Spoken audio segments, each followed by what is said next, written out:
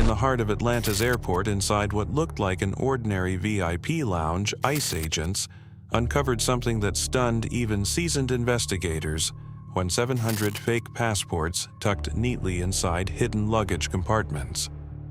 These weren't crude forgeries, they were nearly flawless, ready to move across borders undetected.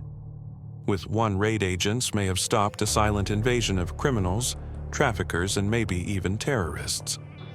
But the real question remains, who built this network and how deep does it go?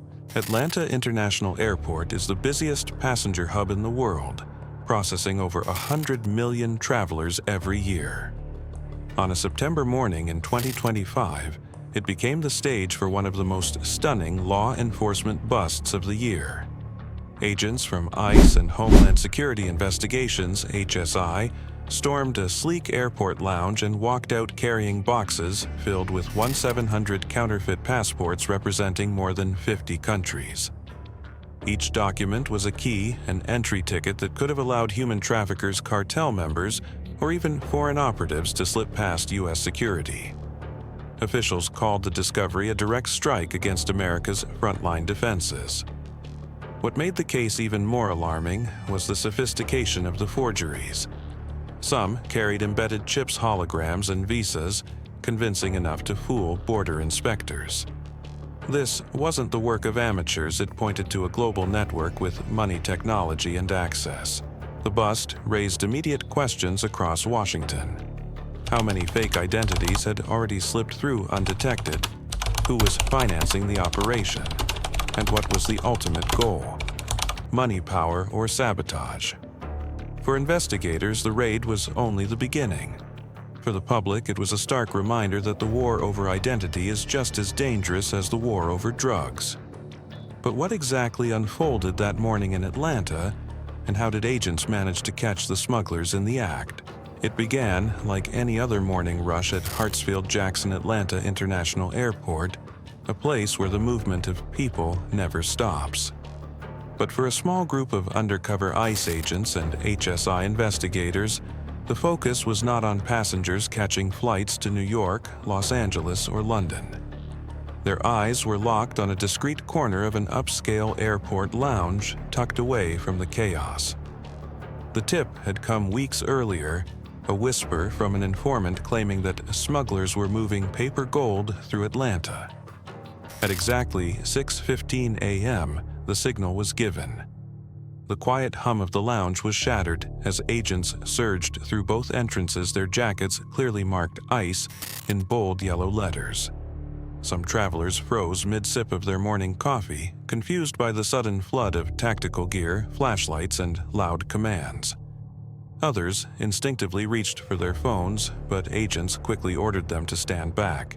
In one corner, a set of hard-shell suitcases lay stacked neatly near the bar, seemingly harmless. But agents moved toward them with precision, knowing this was the reason for the operation. A flash of a bolt cutter, the sound of a zipper tearing open, and suddenly the secret was revealed. Stacks upon stacks of counterfeit passports layered tightly in vacuum-sealed bags, each wrapped in protective plastic. "We got them," one agent muttered into his radio, holding up a bundle that looked indistinguishable from the real thing. Chaos rippled through the room. Some passengers panicked, thinking it was a bomb scare.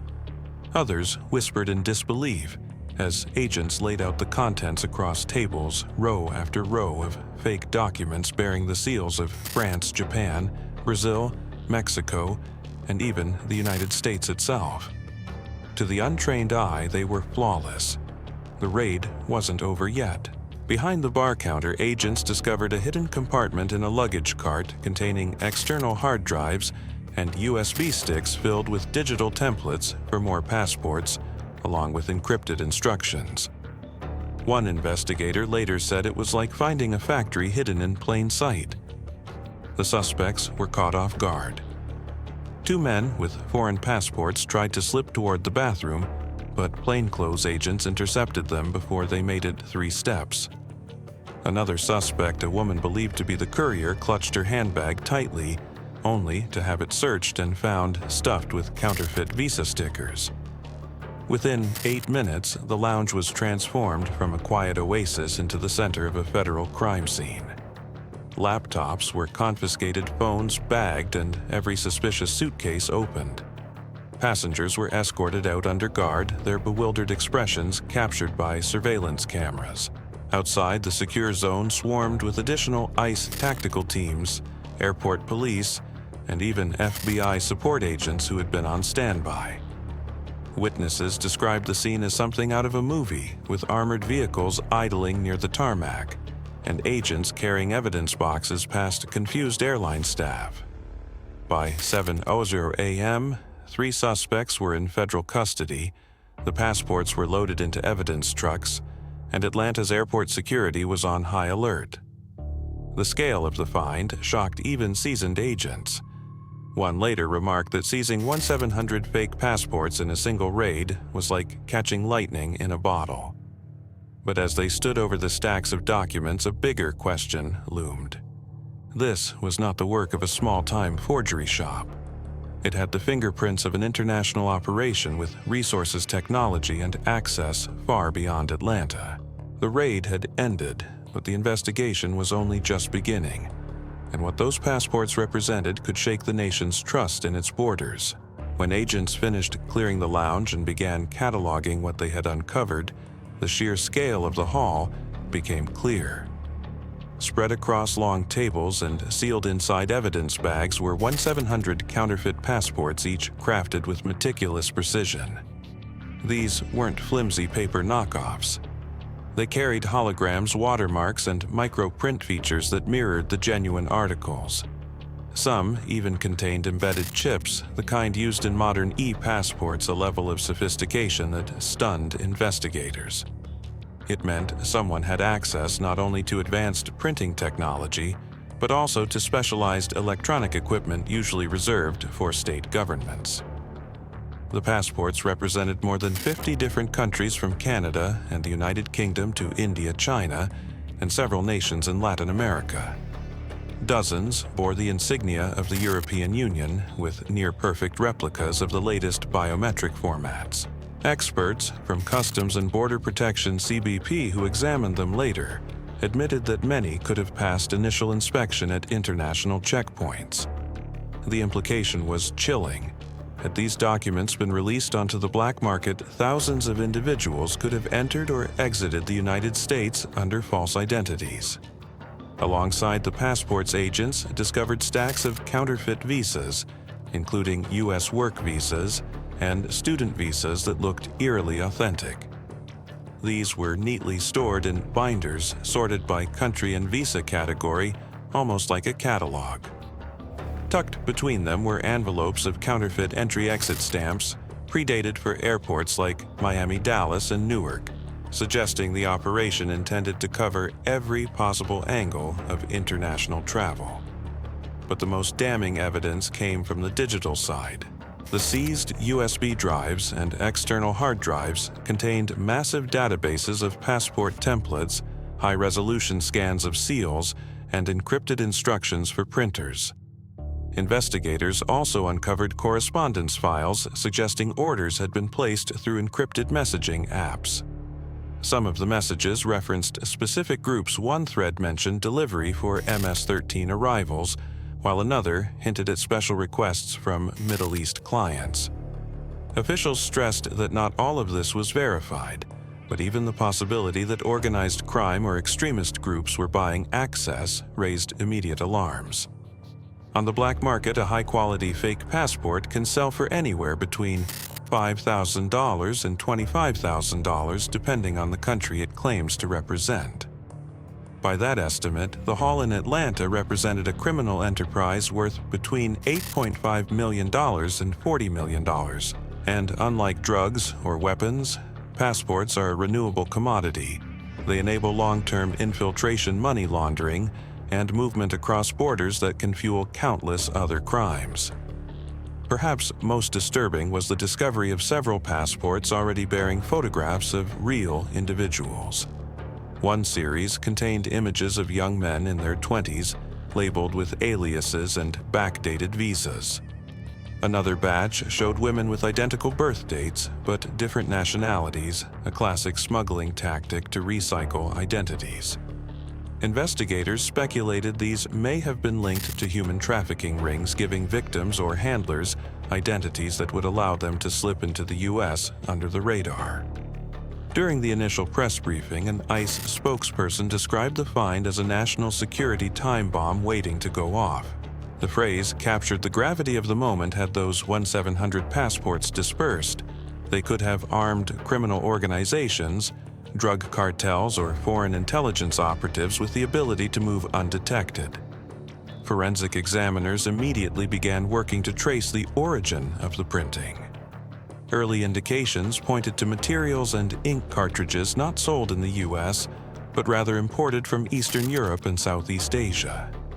This matched a pattern seen in previous counterfeit busts in Miami and Los Angeles, though never on this scale. As the evidence trucks rolled out of Atlanta airport, agents knew the investigation had moved beyond a simple raid. Each passport carried with it a potential story: who was it made for, what purpose would it serve, and how many had already slipped through undetected.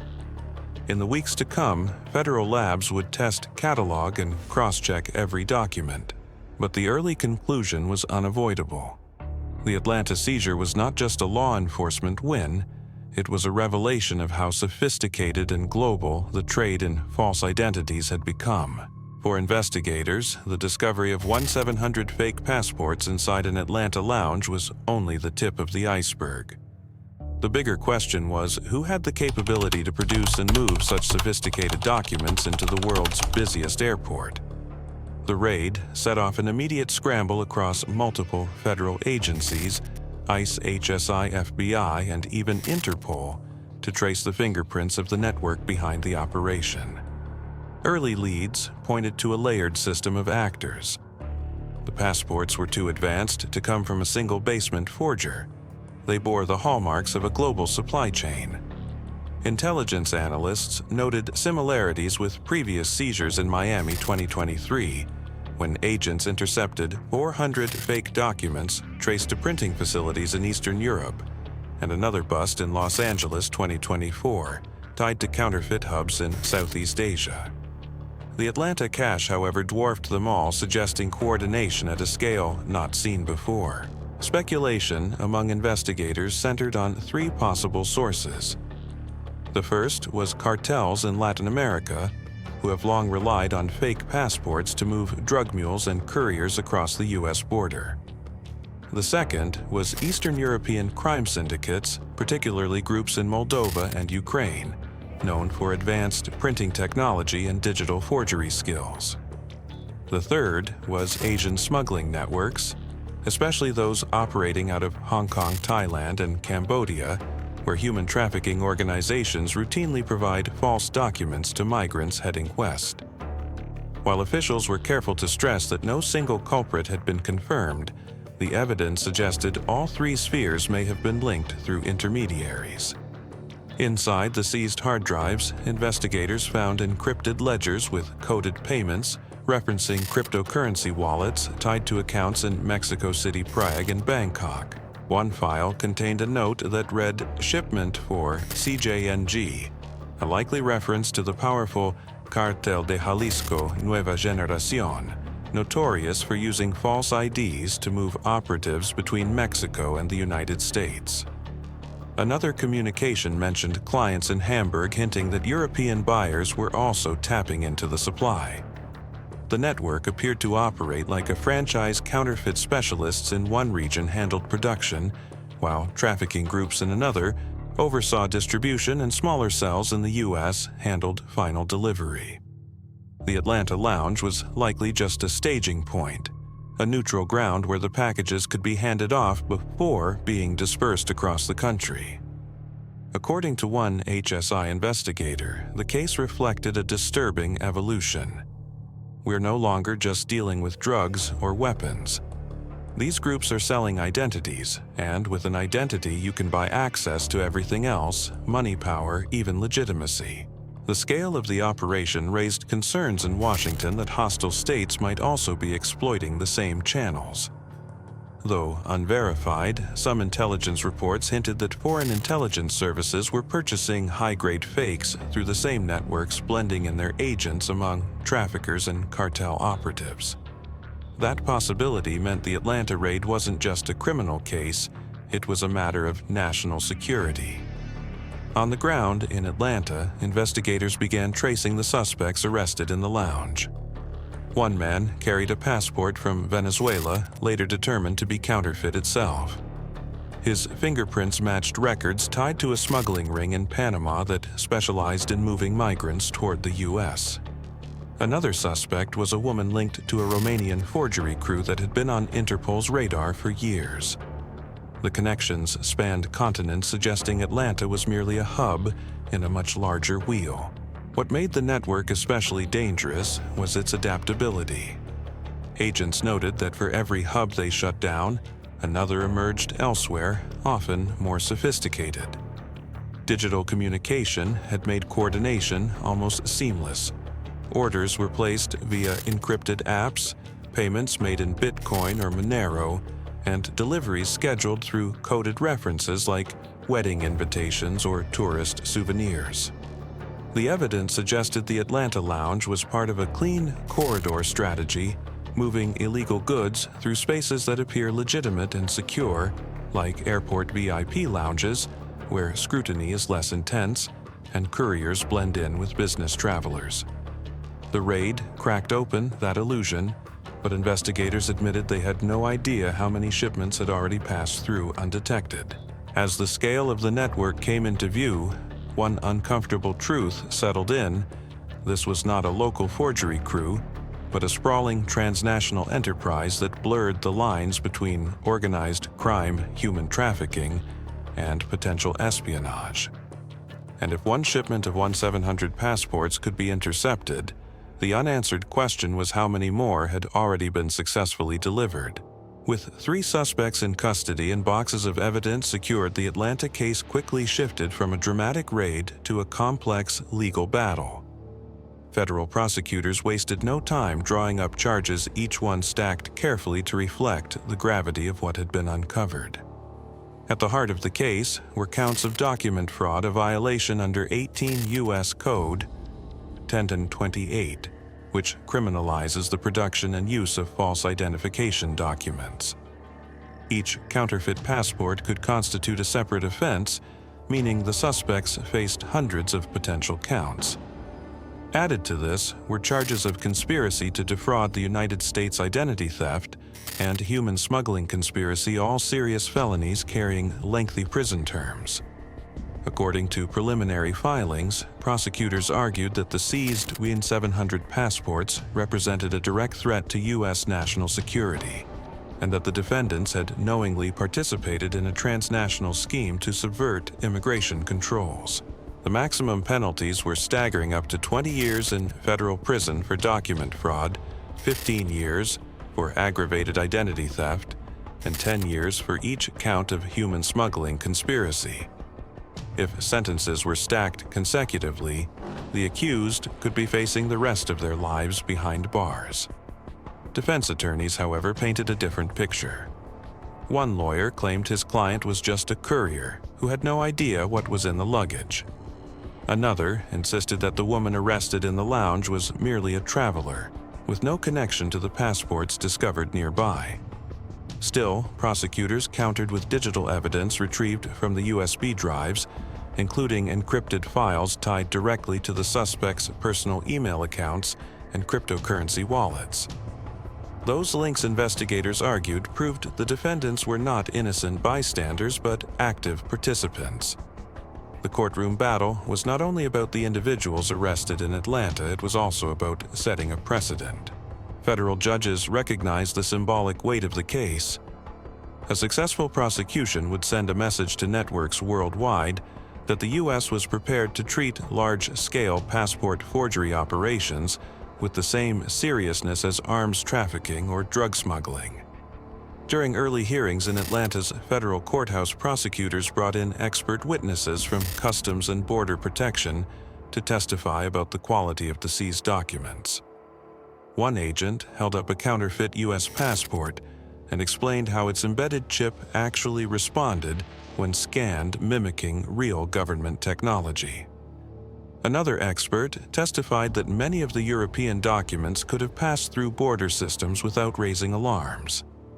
This testimony underscored the national security risks, and jurors sat in silence as the implications became clear. Meanwhile, the Department of Justice announced that it would seek to expand charges to include violations of the Patriot Act, which allows enhanced penalties for crimes that potentially aid terrorism. Though there was no confirmed evidence linking the Atlanta suspects to extremist groups, prosecutors argued that the risk alone justified harsher measures. Civil liberties groups raised concerns, warning against overreach and emphasizing the importance of keeping speculation separate from proven facts. But for the federal government, the line was simple. Counterfeit passports are more than just fake documents, they are weapons in the hands of criminals and enemies of the state. The legal case also sparked international ripples. Several embassies from countries whose passports had been forged issued formal protests demanding to know how their national documents were replicated with such precision, while the U.S. reassured them that the fakes were seized before entering circulation. The embarrassment was undeniable. Some foreign diplomats quietly admitted they feared their own citizens might have been complicit in producing or supplying the materials. Back in the U.S., the Atlanta trial became a high-profile case in national media. Cable news outlets aired footage of the evidence tables stacked with passports, framing it as one of the most unusual federal prosecutions of the year. Commentators debated whether the defendants were part of a larger organization or simply disposable couriers. Prosecutors remained tight-lipped, insisting that revealing too much could jeopardize ongoing investigations into the wider network. By late September 2025, a federal grand jury had formally indicted the three suspects on more than 200 combined counts, with additional charges expected as evidence continued to be analyzed. The trial was scheduled for early 2026, though insiders predicted it might never reach a jury. The sheer weight of evidence could push defense teams toward negotiating plea deals, potentially exchanging lighter sentences for cooperation and intelligence about the network's leadership. For the American public, the case underscored how fragile border security could be, and how seemingly small points of failure like a single airport lounge could expose massive vulnerabilities. For the suspects, however, the reality was stark. Even if they had been only couriers, federal law would hold them accountable as part of the conspiracy.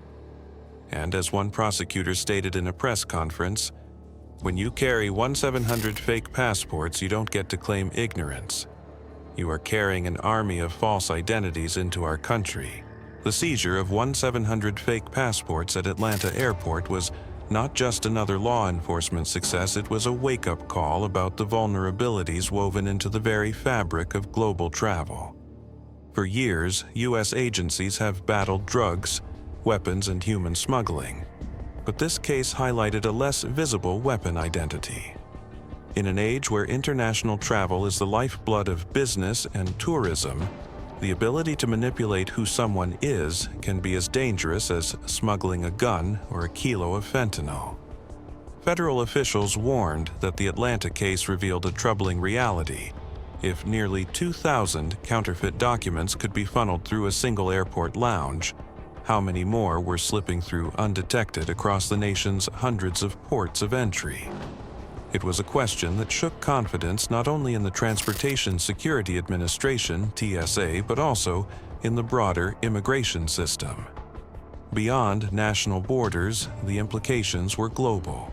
Passports are more than travel documents. They are trust instruments between nations. The discovery of forged versions representing over 50 countries suggested that no state was immune from exploitation.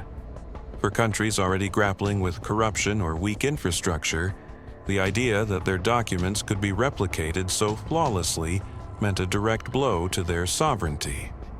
Several European security agencies quietly admitted that they had seen spikes in fraudulent entries tied to counterfeit papers, and the Atlanta raid only confirmed their worst fears. Domestically, the bust exposed how much criminal enterprises have diversified. Cartels and gangs that once relied solely on drug trafficking are now branching into the identity market, where profits are enormous and risks are harder to detect. A passport can sell for $20,000 on the black market, and unlike drugs, it doesn't get consumed, it opens doors indefinitely. For groups like MS-13, CJNG, or even loosely organized human trafficking rings, fake identities are as critical as cash. They allow criminals to rent apartments, buy vehicles, launder money, and cross borders while staying invisible. Homeland Security analysts describe the situation bluntly. You can shut down a drug route, but if a criminal can reappear as someone else tomorrow, you've gained nothing. The case also underscored the rising role of technology in modern crime. These weren't crude paper counterfeits. Many contained functioning biometric chips. That meant someone somewhere had access to sophisticated programming tools, usually restricted to governments. Speculation swirled in Washington about whether state-backed actors might be feeding equipment or expertise into the criminal pipeline. Officials were cautious not to name names, but the possibility that hostile nations could piggyback on these networks to infiltrate the U.S. sent chills through the intelligence community. The raid also raised uncomfortable questions for the aviation industry. VIP lounges marketed as havens for wealthy travelers had become an unexpected blind spot. Couriers knew that lounges operated with less scrutiny, assuming the clientele were trusted. That assumption now seemed dangerously naive. Aviation security experts called for immediate reforms, from random inspections of luggage in lounges to tighter vetting of staff with access to those spaces. For ordinary Americans, the story carried a deeper, more unsettling message. If criminals can acquire new identities so easily, what does that mean for everyday security? Could someone be living in their neighborhood under a forged passport? Could a terrorist board a domestic flight undetected? The answers were sobering, and they underscored why agencies like ICE and HSI are increasingly viewed as frontline defenders, not just of immigration policy but of national safety itself. On a broader level, the Atlanta seizure became a rallying point for political debate. Some lawmakers argued it proved the need for harsher immigration controls and increased funding for border technology. Others cautioned against conflating counterfeit operations with legitimate travelers warning against overreach. Still, both sides agreed on one point: the raid had exposed a glaring hole in America's security armor, and failing to address it could invite catastrophe. Internationally, the case spurred cooperation. Within weeks, teams from Europol Canada Border Services and Japan's National Police Agency had requested data from the seized passports to check against their own watch lists. The Atlanta find was no longer just an American problem, it was a shared crisis in the age of global mobility. As one European official put it, when a fake passport enters Atlanta, it enters Paris, London, and Rome as well. The bigger picture then was stark: borders in the 21st century are not made of fences or walls, but of information and trust. And the Atlanta raid proved how fragile that trust can be.